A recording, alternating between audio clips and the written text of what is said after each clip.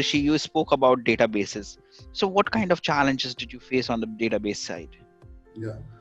So see, to give you some context, what we were doing was, we were running the application on Cloud SQL, which is a managed service given by Google. With Cloud SQL, there's a limitation in terms of processors, so you can't go over 64 cores. So the minute we started seeing this kind of traffic, we started seeing that our application was our database was CPU constrained, so my CPU was maxing out, which was then leading to outages.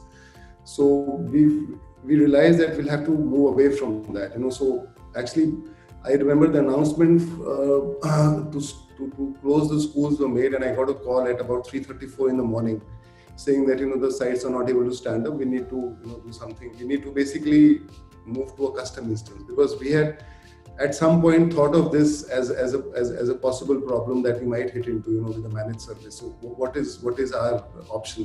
So we had thought of an option of running a custom MySQL instance.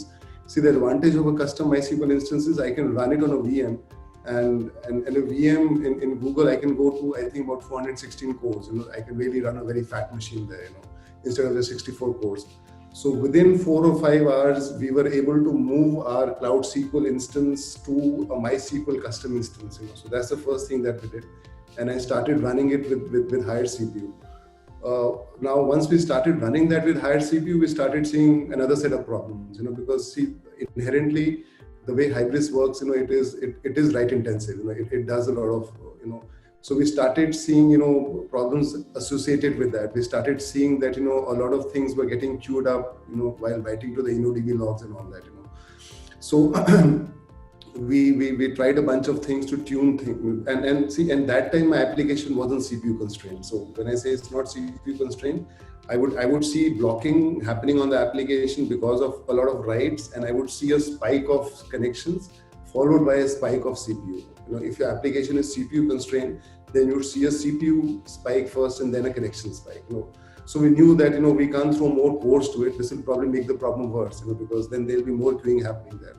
So we started tuning the database. We changed a few parameters. We were able to get some more headroom out of that, but we very soon realized that this is something which will not work. So we were working very closely with Google engineers and and a bunch of MySQL experts to see what we can do. And the recommendation was to go to a newer version of MySQL, which is version 8.0, which is which has a completely re-architected engine which works very well for write-intensive workloads. So then we very quickly, in the sense, I think from the time that we so the whole movement from Cloud SQL to a custom MySQL instance and to a MySQL 8 version, we were able to do all of this within, I think, about 5 days. So within a day, move to a custom instance, tune it, fine tune it. Get some more headroom. We could throttle more traffic onto the site, but still we were not able to take all that load. Then we moved to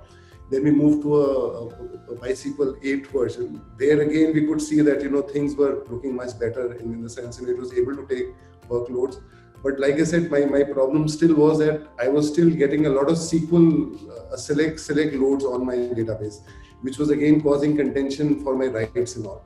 So then after that, we actually started moving our select queries to read replica. So we use something called a proxy SQL, which basically is a proxy which sits between your app server and the database, and you can specify SQL patterns there. So what it does is, for the SQL which are matching those patterns, it starts to offload those to read replicas. Because then what I did was I had one master, and then I had a couple of read replicas. So then I could offload my read traffic there, and which finally which finally solved our problem. And then at one point we were, at our peak, we were doing about 9 times the load that we had seen, and then still running our master on 25-30% CPU with a 96 core machine, which gives us a lot more headroom to scale the solution. But so Cloud SQL to MySQL to 5.6, and 5.6 to MySQL 8.0, and then offloading my select queries to read replica. So all of these, and I think all of this we were able to. I think the read replica piece came in on the 7th or the 8th day, from the day the announcement was made. So, and then eventually at that point we could throttle all traffic onto the site, because our database could scale, and of course my application tiers in terms of Hybris and whatever else was all of the scaling. So yeah. Yeah, that is interesting because you spoke about so many different patterns which we hardly use with Hybris at all. And all of them means like the general convention over here is that if you actually go to Cloud SQL, you would scale further. You're talking about that Cloud SQL couldn't scale. And then we are talking about next level means like where we said that, okay, even the MySQL by itself into the running on a really fat machine couldn't scale, and then you have to actually I, create I, a new I never went to a fat machine because on a smaller machine I could see that problem. See, if you have your writes which are blocking up, if I put a fatter machine, there'll be more writes happening. So it will I make see, I see. it worse. So I could see that problem in 96 core. So I knew that I can't throw more CPU, so I have to solve the right problem. And then we Yep. went to the version 8.0, where they had significant changes in the engine, which helped with that. Yeah, and I think there's one more interesting thing which I realized in their solution with the read replica, considering that Hybris manages the database by itself. It always likes it to be sacrosanct, not to be touched by you. So how did you actually manage to convert this whole database into to actually control your connections going towards replica or to the main database where you wanted to write the data? Yeah. So see, that is where this product called Proxy SQL. There's a company called Percona. They have a product. So this is the thing that does the magic, because it's basically a proxy and it's intercepting all the calls. And I see. you're telling Proxy SQL that if I have a SQL query that matches this pattern, then you should send this to the read replica. The other ones should be sent to the right. So I don't even have to make any code changes. But see, I have to be mindful that I can't send transactional stuff to my read replica, because the problem is, the way Hybris normally works is that it would write, say, if you're adding to cart, so in the same transaction it would add to cart, and at a later point it will do a get. So now a select on the same transaction. So if my select for the transaction goes to the read replica, it will fail, because my transaction till the time it's not committed won't go to the replica. So the other stuff which was non-transactional is what I could offload, which was also significant, because all the traffic related to prices, products and all of that, the master data stuff, which is there, which I could offload completely, which helped. Yeah. Chetan, you also face certain database issues, isn't it? Yeah, I think not as much as what Rishi faced in his for his client, but we did face a few DB issues. What we had to do immediately was, because we were still on-premise, we had to request our provider to add additional RAM memory to the hardware servers where MySQL was deployed. So that was the first thing that we did, which definitely helped us in improving the performance of MySQL. But then we realized that over a period of time, there were a lot of things that the table size had grown. So we had to go and do some level of cleanup activity that we normally do prior to our peaks. And because over the period of time, those tables had grown again so rapidly that we had to go and clean up some of those tables, which helped in actually improving the performance of those queries. And the third thing that we had to do was go back, we got in a MySQL DBA to come and look at, our query response time, slow queries, and identify a bunch of indexes that we could actually add on the tables that helped in the, improving the query performance for us.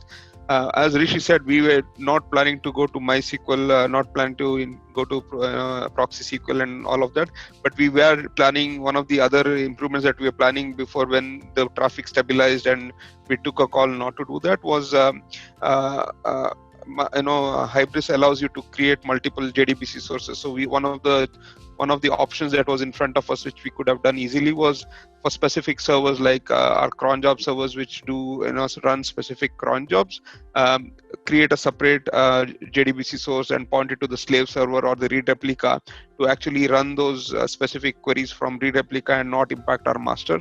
But fortunately, we did not have to go to that level of changes at any point of time. But that's one option that is always in front of us that we can easily do if required. Very, very interesting. Very, very interesting. So yeah, I will move on from database, and I. On the database side, we had actually done, so we were, I'll just take 30 seconds. See, when this whole situation started developing, we didn't know how bad it's going to get. So we actually got direction from the management saying that we can actually expect a surge of 50 to 100 times.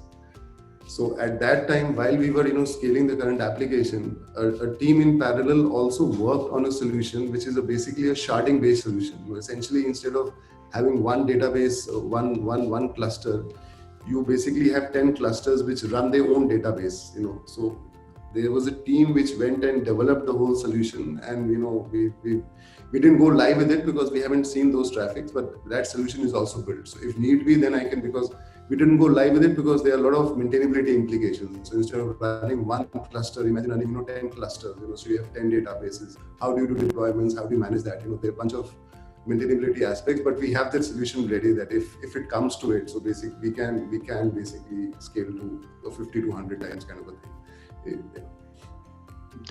That's really interesting.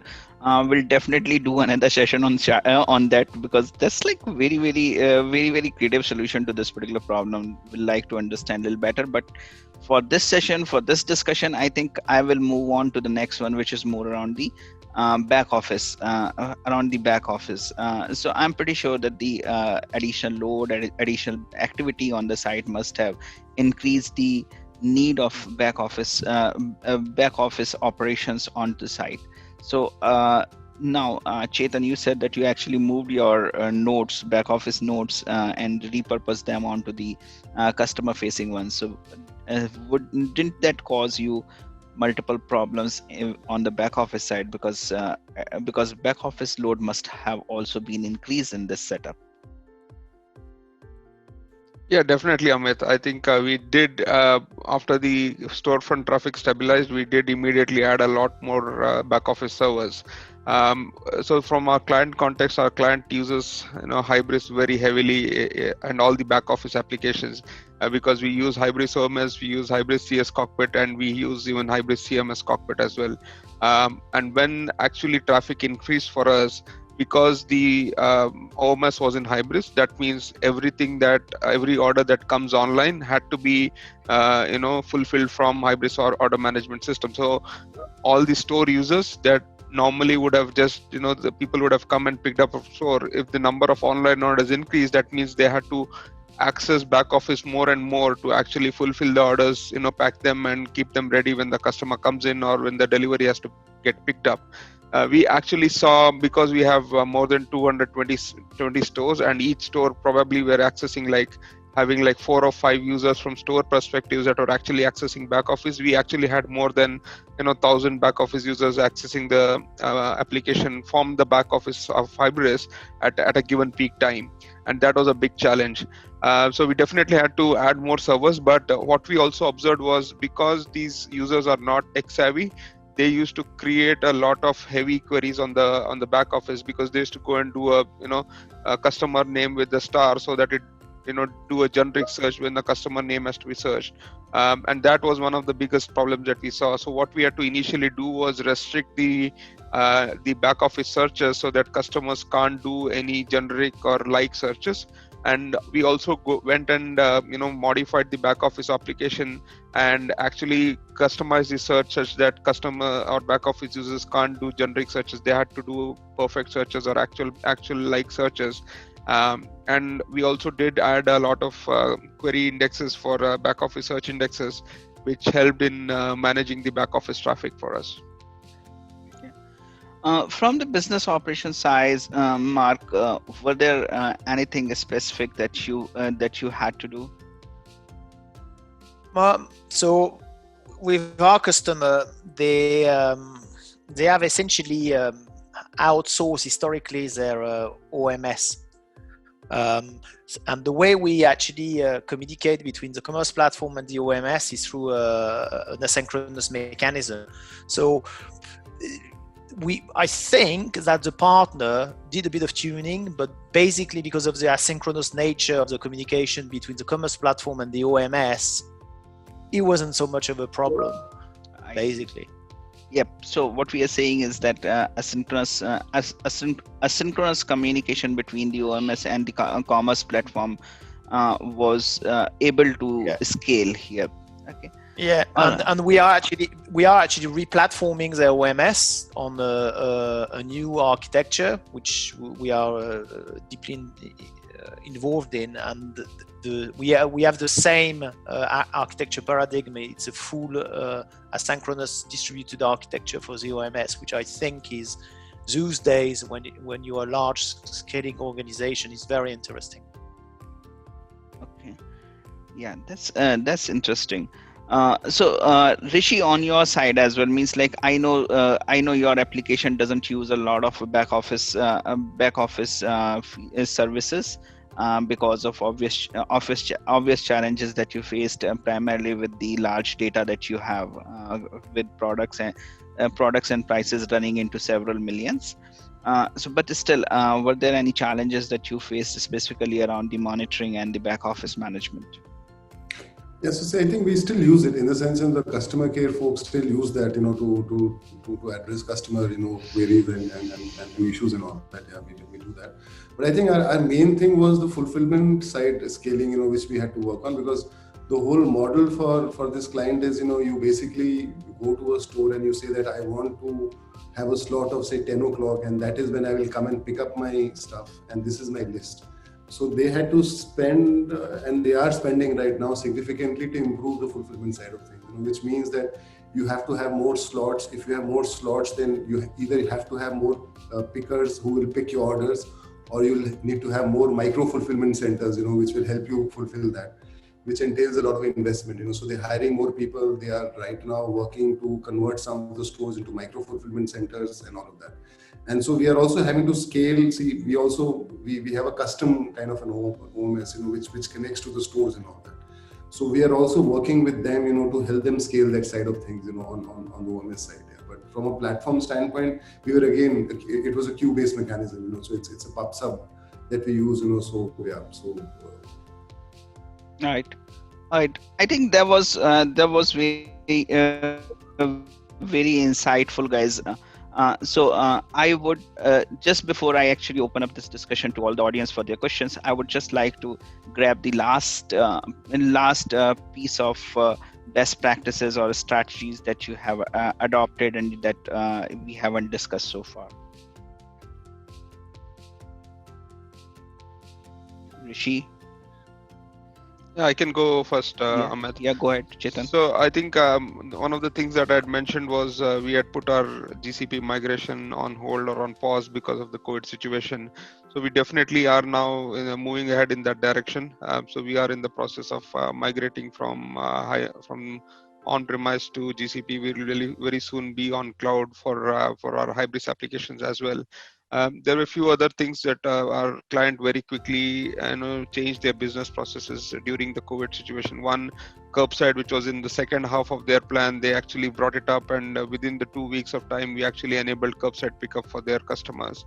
And another interesting application that they had built was, which they were in pilot phase in the early part of this year, was a mobile application for their store users so that they can use they can do fulfillment, pick the products and everything from their mobile apps instead of actually having to come to the desktops. So those mobile apps were connecting to Hybris application servers. We quickly scaled that the application for those APIs, and they were able to roll it out quickly to all their stores, which actually helped ease the store users. Now when the traffic is actually, it is coming down a bit, but it has not gone to the levels that we had there before. I think we are now able to actually do additional performance improvements and stabilize the application further, which I think will help us in getting helping the customers say if they see more traffic coming in, which I don't think is going to be the case anyway. Okay. Thanks, Chetan. So I think from my perspective, is more like as a team. We did a bit of a lessons learned, and I think that our perspective is more that we need to improve our observability and look into systemize, because we use lots of logs. We measure performance and monitor performance at service level. the things that we want to go in the future is into distributed tracing. And when I say distributed tracing, we think that because we have a mix of synchronous, asynchronous calls, it has to be an holistic distributed tracing perspective. We want to know from the very top part of the order taking to the fulfillment what's going on with orders, especially to actually have a more holistic view of performance degradation, if any. I think that's one of the key learning. The other thing we've been talking about, which obviously is accelerate our move to elastic scaling, so we don't have to because, as I said, we have a mix of we have a very heterogeneous architecture for historical reasons, where we have and we know we're going to go over time to Kubernetes, so that kind of reinforce our strategy, and we think that over time we should be aiming to go that way to the elastic scaling mechanism as often as possible. I think the client, because it's not only us, knew that they had a number of legacy applications on which we have APIs. That became a bit of a sore point, especially around the loyalty system. It's a legacy application, so we're discussing with them that they need to accelerate taking some of the legacy service into the new world, so the entire stack truly scale. I think that's what I would say. Thanks, Marc. Yeah. I think for us, the good thing was, like I said, because we were on the cloud and we had all those tiers which could scale and all that. I think that was the good stuff. But I think what this also surfaced is that this is an application that we built way back in 2014. So over a period of time, it has become complex. It has too many tiers. It has too many moving parts. And when we started looking at the whole sharding solution, then we had to think about how to make our deployments, how to make them faster and all of that. Which surfaced the problem that we are stacked, because it's not just Hybris, it has a bunch of other bespoke things which are there.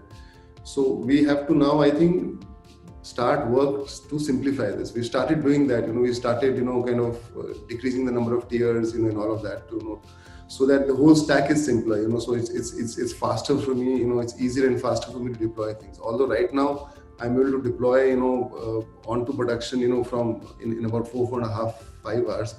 But our target is to get to a 1 hour kind of a window, which means that my stack needs to be much more leaner, so that I can then quickly run my CI/CD pipelines and get it out fast. So I think that is something that we need to continue to work on, to make our stack a little more simpler. I think that's the key learning that we have. Yeah.